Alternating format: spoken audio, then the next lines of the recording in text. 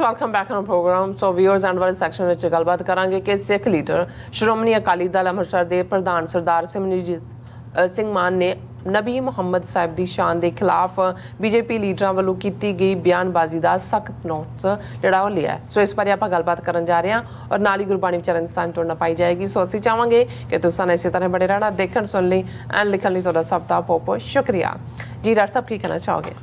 देखो, सिख मज़हब मुढ़ले तौर ते हर धर्म का हर मज़हब का सत्कार करता है।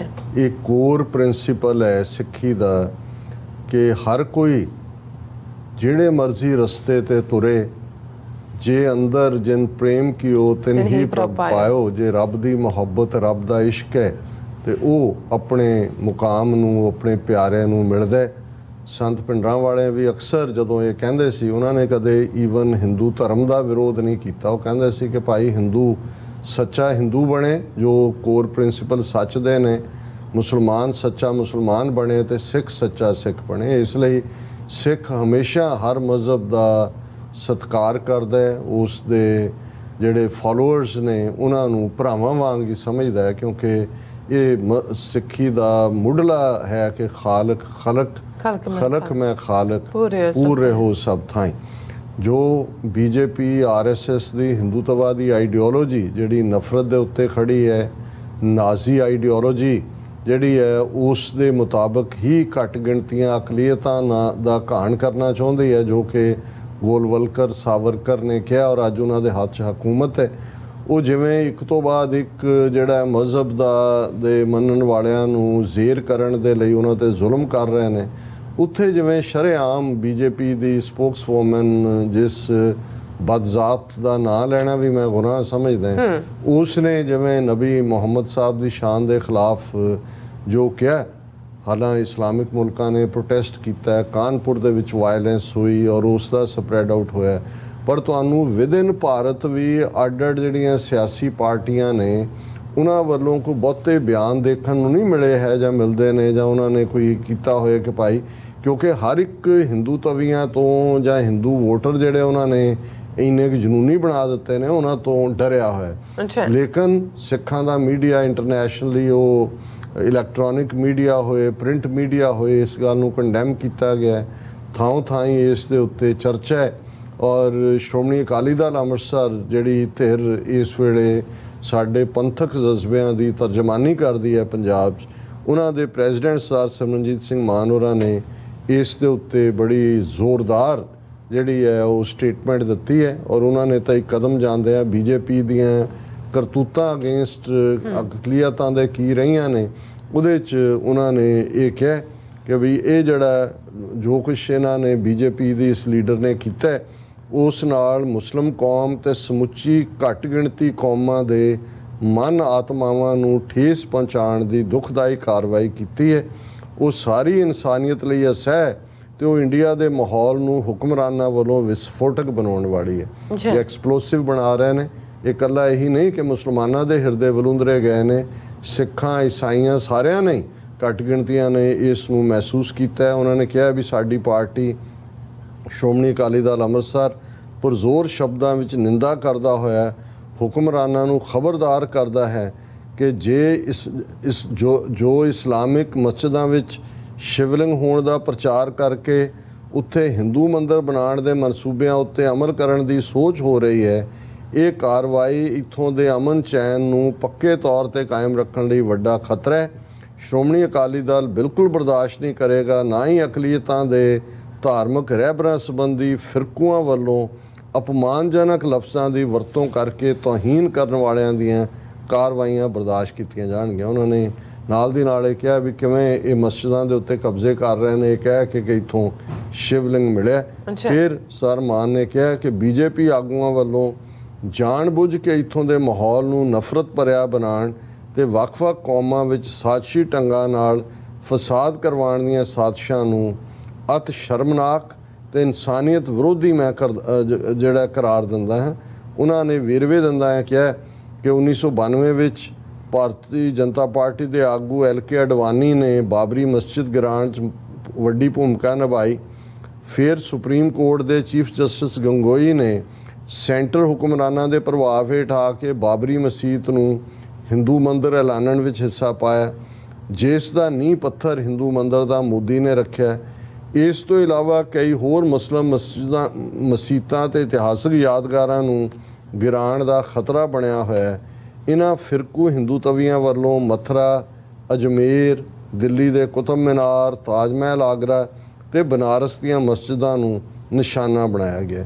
ਔਰ ਇਸ ਤੋਂ ਬਾਅਦ ਉਹਨਾਂ ਦਾ ਇੱਕ ਪੂਰਾ ਪੈਰਾਗ੍ਰਾਫ ਹੈ ਜਿਹਦੇ 'ਚ ਉਹਨਾਂ ਨੇ ਕਿਹਾ ਕਿ ਕਿਵੇਂ ਇਹਨਾਂ ਫਿਰਕੂ ਹਿੰਦੂਆਂ ਦੀ ਸਰਕਾਰ ਨੇ 1984 'ਚ ਜੂਨ ਦੇ ਮਹੀਨੇ ਦਰਬਾਰ ਸਾਹਿਬ ਤੇ ਹਮਲਾ ਕੀਤਾ, ਕਿਵੇਂ ਇਸ ਦੇ ਲਈ ਉਹਨਾਂ ਨੇ ਈਵਨ ਰੂਸ ਔਰ ਬਰਤਾਨੀਆ ਦੀਆਂ ਫੌਜਾਂ ਦਾ ਵੀ ਹਿੱਸਾ ਲਿਆ, ਔਰ ਕਿਵੇਂ ਉਹਨਾਂ ਨੇ ਆਰਟੀਕਲ 370 ਔਰ ਧਾਰਾ 35 ਇਹ ਰੱਦ ਕਰਕੇ ਕਸ਼ਮੀਰ ਦੇ ਵਿੱਚ ਜ਼ੁਲਮ ਸ਼ੁਰੂ ਕੀਤੇ ਹੋਏ ਨੇ, ਔਰ ਕਸ਼ਮੀਰ 'ਚ armed forces special power act ਲਾਇਆ ਹੋਇਆ, ਉੱਥੇ ਕਸ਼ਮੀਰੀਆਂ ਦੇ ਉੱਤੇ ਜ਼ੁਲਮ ਹੋ ਰਹੇ ਨੇ। ਇਸੇ ਤਰ੍ਹਾਂ ਮੱਧ ਪ੍ਰਦੇਸ਼, ਯੂਪੀ, ਹਰਿਆਣਾ ਜਿੱਥੇ ਜਿੱਥੇ ਮੁਸਲਿਮ ਆਬਾਦੀ ਹੈ ਉਹਨਾਂ ਦੇ ਕਾਰੋਬਾਰਾਂ ਤੇ ਘਰਾਂ ਨੂੰ ਜ਼ਬਰੀ ਬੁਲਡੋਜ਼ਰਾਂ ਰਾਹੀਂ ਢਾਣ ਦੇ ਗੈਰ ਕਾਨੂੰਨੀ ਅਮਲ ਕੀਤੇ ਜਾ ਰਹੇ ਨੇ। ਔਰ ਇਹ ਜਿਹੜੇ ਉਹਨਾਂ ਦੇ CAA, NRS ਵਰਗੇ ਜਿਹੜੇ ਕਾਨੂੰਨ ਨੇ ਇਹ ਵੀ ਜਿਹੜੇ ਨੇ ਜ਼ਬਰੀ ਘੱਟ ਗਿਣਤੀਆਂ ਨੂੰ ਦੁਬੇਲ ਬਣਾਉਣ ਦੇ ਲਈ ਕੀਤੇ ਜਾ ਰਹੇ ਨੇ। ਬਰਮਾ ਦੇ ਮੁਸਲਮਾਨ ਰੋਹਿੰਗਿਆਂ ਤੇ ਜਿਹੜੇ ਜ਼ਬਰ ਹੋਇਆ ਉਹਨਾਂ ਨੂੰ ਦੂਸਰੇ ਮੁਲਕਾਂ ਨੇ ਪਨਾਹ ਦਿੱਤੀ, ਪਰ ਭਾਰਤ ਨੇ ਉਹਨਾਂ ਨੂੰ ਵੀ ਦਹਿਸ਼ਤਗਰਦ ਐਲਾਨ ਕੇ ਉਹਨਾਂ ਦੇ ਖਿਲਾਫ ਜਿਹੜਾ ਹੈ ਉਹ ਸਾਜ਼ਿਸ਼ਾਂ ਰਚੀਆਂ ਨੇ। ਔਰ ਇਸੇ ਤਰ੍ਹਾਂ ਉਹਨਾਂ ਨੇ ਕਿਹਾ ਕਿ ਵੀ ਇਹਨਾਂ ਜ਼ਾਲਮ ਹੁਕਰਾਮਾਂ with human right commission of UN, organisation of Islamic countries ਵੱਲੋਂ ਕਿਸੇ ਤਰ੍ਹਾਂ ਦੀ ਵੀ ਕਾਰਵਾਈ ਨਾ ਹੋਣਾ ਅਫਸੋਸਜਨਕ ਹੈ। ਜਿਵੇਂ ਅਸੀਂ ਕਿਹਾ ਕਿ ਪਿਛਲੇ ਸੈਗਮੈਂਟਸ ਕਿ ਭਾਈ ਗੱਲੀ ਬਾਤੀ ਨਹੀਂ, ਥੁੱਕੀ ਵੜੇ ਨਾ ਪਕਾਓ, ਖਾਸ ਤੌਰ ਤੇ OIC ਔਰ 57 ਮੁਲਕ ਇਹਨਾਂ ਨਾਲ ਟ੍ਰੇਡ ਬੰਦ ਕਰੋ, ਇਹਨਾਂ ਦਾ ਤੇਲ ਬੰਦ ਕਰੋ, ਫਿਰ ਇਹਨਾਂ ਨੂੰ ਸਮਝ ਆਏਗੀ। ਔਰ ਅਖੀਰ 'ਚ ਸਰ ਮਾਨ ਨੇ ਕਿਹਾ ਕਿ ਭਾਈ ਜਿਹੜੇ BJP ਦੇ ਲੀਡਰ ਨੇ JP ਨੱਡਾ ਤੇ RSS ਦਾ ਮੁਖੀ ਮੋਹਨ ਭਾਗਵਤ, ਉਹਨਾਂ ਦੇ ਖਿਲਾਫ ਸੈਕਸ਼ਨ 295 ਇਹ ਲਾਓ, ਕਿਉਂਕਿ ਇਹਨਾਂ ਦੀ ਨੀਤੀ ਹੀ ਹੈ ਬਾਕੀ ਧਰਮਾਂ ਦੇ ਰਹਿਬਰਾਂ ਦਾ ਅਪਮਾਨ ਕਰਨ ਦੀ, ਜਿਸ ਦੇ ਉੱਤੇ ਅਮਲ ਕਰਦੇ ਹੈ BJP ਦੀ ਸਪੋਕਸਵੂਮਨ ਨੇ ਇਹ ਜਿਹੜੀ ਹੈ ਬਿਆਨਬਾਜ਼ੀ ਕੀਤੀ ਹੈ। ਸੋ ਅਸੀਂ ਸਮਝਦੇ ਹਾਂ ਕਿ ਭਾਈ ਇਹ ਸਰਦਾਰ ਮਾਨ ਉਹਨਾਂ ਨੇ ਬਿਲਕੁਲ ਸਿੱਖੀ ਜਜ਼ਬਿਆਂ ਦਾ, ਸਿੱਖ ਥਾਟ ਦਾ, ਸਿੱਖ ਪਰੰਪਰਾ ਦਾ ਔਰ ਸਿੱਖੀ ਸਿਧਾਂਤ ਦੀ ਠੀਕ ਤਰਜਮਾਨੀ ਕੀਤੀ ਹੈ। ਤੇ ਅਖੀਰ 'ਚ ਜਿਵੇਂ ਅਸੀਂ ਰੂਹਾਨੀ ਵਿਚਾਰ ਕਰਦੇ ਹਾਂ, ਸ੍ਰੀ ਰਾਗ ਦੇ ਵਿੱਚ ਪੰਜਵੇਂ ਪਾਤਸ਼ਾਹ ਦਾ ਸ਼ਬਦ ਹੈ, ਮਨ ਬਿਲਾਸ ਬਹੁ ਰੰਗ ਕਣਾ, ਦ੍ਰਿਸ਼ਟ ਭੂਲ ਖੁਸ਼ੀਆਂ, ਛਤਰ ਧਾਰ ਬਾਦਸ਼ਾਹੀਆਂ ਵਿੱਚ ਸਹਿਸੇ ਪਰੀਆ, ਭਾਈ ਰੇ ਸੁਖ ਸਾਧ ਸੰਗ ਪਾਇਆ, ਲਿਖਿਆ ਲੇਖ ਤਿੰਨ ਪੁਰਖ ਵਿਦਾਤੇ, ਦੁੱਖ ਸਹਿਸਾ ਮਿਟ ਗਿਆ ਰਹਾਉ। ਜਿਵੇਂ ਰਹਾਉ ਦੀ ਤੁਕ ਕੇਂਦਰੀ ਨੁਕਤਾ ਹੁੰਦੀ ਹੈ ਕਿ ਹੇ ਮੇਰੇ ਵੀਰ, ਹੇ ਮੇਰੇ ਭਰਾ, ਹੇ ਮੇਰੇ ਭਾਈ, ਜ਼ਿੰਦਗੀ ਦੇ ਅੰਦਰ ਜੇ ਕੋਈ ਸੁੱਖ ਮਿਲਦਾ ਹੈ ਤੇ ਭਲੇ ਲੋਕਾਂ ਦੀ, ਰੱਬ ਦੇ ਨਾਲ ਜੁੜੇ ਹੋਏ ਲੋਕਾਂ ਦੀ, ਸੰਤਾਂ ਦੀ, ਗੁਰਮੁਖਾਂ ਦੀ ਸੰਗਤ ਦੇ ਨਾਲ, ਸਾਧੂ ਦੀ ਸੰਗਤ ਦੇ ਨਾਲ, ਲਿਖਿਆ ਲੇਖ ਤਿੰਨ ਪੁਰਖ ਵਿਧਾਤੇ, ਦੁੱਖ ਸਹਿਸਾ ਮਿਟ ਗਿਆ। ਕਿ ਇਹ ਪੁਰਖ ਵਿਧਾਤੇ ਉਸ ਵਾਹਿਗੁਰੂ ਦਾ ਲਿਖਿਆ ਹੋਇਆ ਜਿਹੜਾ ਅਮਲ ਹੈ ਉਹ ਇਹੀ ਹੈ ਕਿ ਜਦੋਂ ਵਾਹਿਗੁਰੂ ਦੇ ਨਾਲ ਤੁਸੀਂ ਚੰਗੀ ਸੰਗਤ ਰਾਹੀਂ ਉਸ ਨਾਲ ਜੁੜਦੇ ਹੋ ਤੇ ਫਿਰ ਦੁੱਖ ਸਹਿਸਾ ਮਿਟ ਗਿਆ, ਦੁੱਖ ਖਤਮ ਹੋ ਜਾਂਦੇ ਨੇ। ਸਹਿਸਾ ਹੁੰਦਾ ਸ਼ੰਕਾ, ਸ਼ੱਕ, ਡਾਊਟ, ਡਾਈਕਾਟਮੀ, ਇਹ ਸਭ ਖਤਮ ਹੋ ਜਾਂਦੇ ਨੇ। ਪਰ ਮਨ ਦਾ ਸੁਭਾਅ ਕੀ ਹੈ? ਮਨ ਬਿਲਾਸ ਬਹੁ ਰੰਗ ਕਣਾ, ਦ੍ਰਿਸ਼ਟ ਭੂਲ ਖੁਸ਼ੀਆਂ। ਕਿ ਮਨ ਜਿਹੜਾ ਹੈ ਉਹ ਤਾਂ ਮੌਜ ਮੇਲੇ 'ਚ ਰਹਿਣਾ ਚਾਹੁੰਦਾ ਹੈ, ਉਸ ਨੂੰ ਹੀ ਉਸ ਬਿਲਾਸ 'ਚ ਆਪਣੀ ਜ਼ਿੰਦਗੀ ਜਿਹੜੀ ਹੈ ਉਹਨੂੰ ਸਕੂਨ ਨਜ਼ਰ ਆਉਂਦਾ ਹੈ। ਬਹੁ ਰੰਗ ਘਣਾ ਦ੍ਰਿਸ਼ਟ, ਅੱਖਾਂ ਜਿਹੜੀਆਂ ਨੇ ਉਹ ਦੁਨਿਆਵੀ ਰੰਗ ਦੇਖਦੀਆਂ ਨੇ। ਜਿਵੇਂ ਉਹਨੇ ਚਾਤਰਕ ਨੇ ਕਿਹਾ ਜੀ, ਅੱਖੀਓ ਤੱਕਣਾ ਕੰਮ ਤੁਹਾਡਾ, ਕੌਣ ਕਹੇ ਤੁਸੀਂ ਤੱਕੋ ਨਾ, ਪਰ ਕੀ ਦੇਖਣਾ ਹੈ? ਇੱਕ ਪਾਸੇ ਇਹ ਹੈ ਕਿ ਇਹ ਨੇਤਰੋਂ ਮੇਰਿਓ, ਇਹ ਵਿਸ ਸੰਸਾਰ ਤੁਮ ਦੇਖਦੇ, ਇਹ ਉਹ ਹਰ ਕਾ ਰੂਪ ਹੈ, ਹਰ ਰੂਪ ਨਦਰੀ ਆਇਆ। ਇਹ ਹੈ ਰੂਹਾਨੀ ਦਿੱਖ ਕਿ ਜਿਹਦੇ 'ਚ ਤੁਹਾਡੀਆਂ ਮਾਦੀ ਅੱਖਾਂ ਉਹਨਾਂ ਰੂਹਾਨੀ ਅੱਖਾਂ ਦੇ ਨਾਲ ਜੁੜਦੀਆਂ ਨੇ ਔਰ ਦੇਖਦੀਆਂ ਨੇ ਕਿ ਭਾਈ ਸਾਰੀ ਕਾਇਨਾਤ ਬਲਿਹਾਰੀ ਕੁਦਰਤ ਵਸਿਆ, ਤੇਰਾ ਅੰਤ ਨਾ, ਤੁਸੀਂ ਉਸ ਦਾ ਆਨੰਦ ਮਾਣ ਰਹੇ ਹੋ। ਤੇ ਦੁਨਿਆਵੀ ਅੱਖਾਂ ਜਿਹਨੂੰ ਇਹ ਹੈ ਕਿ ਅੱਖੀਆਂ ਵੇਖ ਨਾ ਰੱਜੀਆਂ, ਬਹੁ ਰੰਗ ਤਮਾਸ਼ੇ। ਇੱਕ ਉਹ ਅੱਖਾਂ ਨੇ ਜਿਹੜੀਆਂ ਰੂਪ ਤੱਕਦੀਆਂ ਨੇ, ਜਿਹਨੂੰ ਗੁਰੂ ਸਾਹਿਬ ਨੇ ਵਰਜਿਤ ਕੀਤਾ, ਪਰਤਰਿਆ ਰੂਪ ਨਾ ਪੇਖੈ ਨੇਤਰ, ਹੇ ਮੇਰੀਆਂ ਅੱਖੋ ਬਗਾਨੀ ਇਸਤਰੀਆਂ ਦੇ ਰੂਪ ਦੇ ਉੱਤੇ ਲੁਭਾਇਮਾਨ ਨਾ ਹੋ, ਕਿਉਂਕਿ ਇਹੀ ਮਨ ਦਾ ਸੁਭਾਅ, ਮਨ ਬਿਲਾਸ ਬਹੁ ਰੰਗ ਕਣਾ ਦ੍ਰਿਸ਼ਟ ਭੂਲ ਖੁਸ਼ੀਆਂ। ਇਹ ਅੱਖਾਂ ਦੁਨੀਆ ਦੀ ਇਹ ਦ੍ਰਿਸ਼ਟ ਦੇਖ ਕੇ ਨਜ਼ਾਰੇ ਨੂੰ, ਅਸਲੀਅਤ ਨੂੰ ਭੁੱਲ ਜਾਂਦੀਆਂ ਨੇ, ਰੱਬ ਨੂੰ ਭੁੱਲ ਜਾਂਦੀਆਂ ਨੇ। ਛਤਰਧਾਰ ਬਾਦਸ਼ਾਹੀਆਂ ਵਿੱਚ ਸਹਿਸੇ ਭਰੀਆਂ, ਜਿਨ੍ਹਾਂ ਨੂੰ ਬਾਦਸ਼ਾਹਤ ਮਿਲਦੀ ਹੈ, ਜਿਨ੍ਹਾਂ ਦੇ ਛਤਰ ਝੂਲਦੇ ਨੇ, ਉਹ ਉਹਦੇ ਵਿੱਚ ਗਲਤਾਨ ਸ਼ੰਕਿਆਂ ਦੇ ਵਿੱਚ ਗਵਾਚ ਜਾਂਦੇ ਨੇ। ਫਿਰ ਜੇਤੇ ਥਾਨ ਥਨੰਤਰਾ ਤੇਤੇ ਭਵ ਆਇਆ, ਧਨ ਪਾਤੀ ਵੱਡ ਭੂਮੀਆਂ ਮੇਰੀ ਮੇਰੀ ਕਰ ਭਰਿਆ।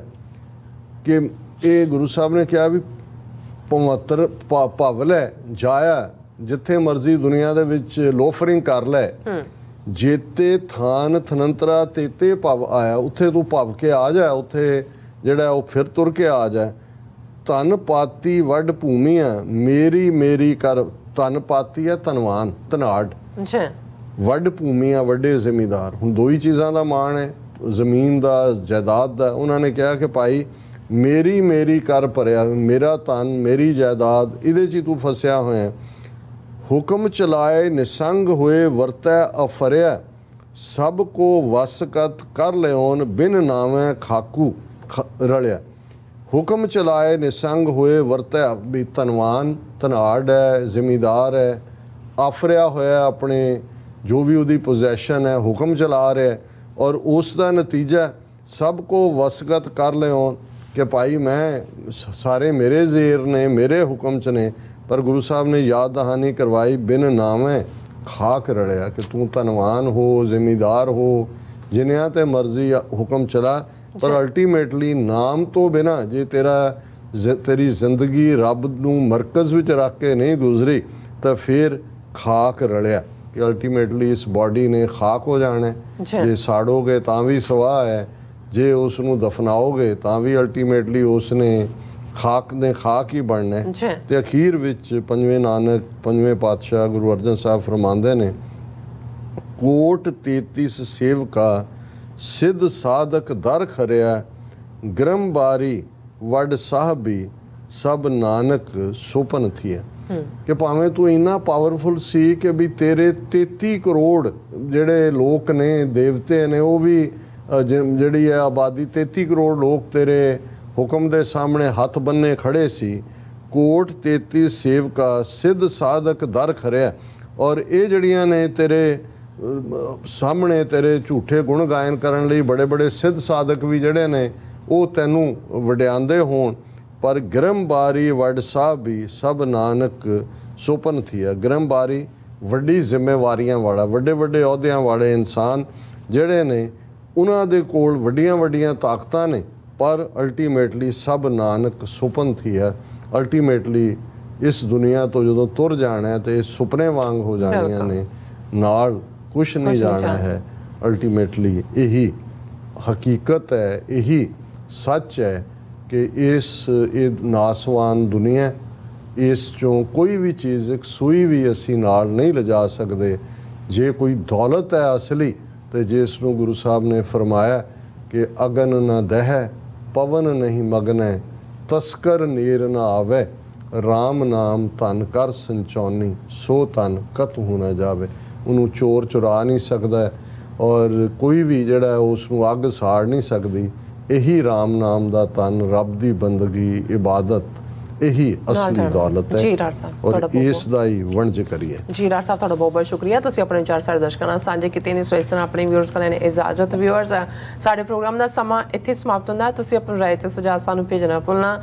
ਸਾਡੇ ਇਸ ਪਤੇ ਤੇ SOSSTV84.tv ਤੇ ਅਸੀਂ ਆਪਣਾ ਪ੍ਰੋਗਰਾਮ ਲੈ ਕੇ ਫਿਰ ਦੁਬਾਰਾ ਤੁਹਾਡੇ ਰੂਬਰੂ ਹੋਵਾਂਗੇ। ਤਦ ਤੱਕ ਲਈ ਮੈਨੂੰ ਤਾਂ ਆਪਣੇ ਡਾਕਟਰ ਸਾਹਿਬ ਨੂੰ ਆਗਿਆ ਦਿਓ। ਦੇਖਦੇ ਰਹੋ TV84। ਬੁਲਾ ਦਿਓ ਫਤਿਹ। ਵਾਹਿਗੁਰੂ ਜੀ ਕਾ ਖਾਲਸਾ, ਵਾਹਿਗੁਰੂ ਜੀ ਕੀ ਫਤਿਹ। ਰੱਬ ਰਾਖਾ।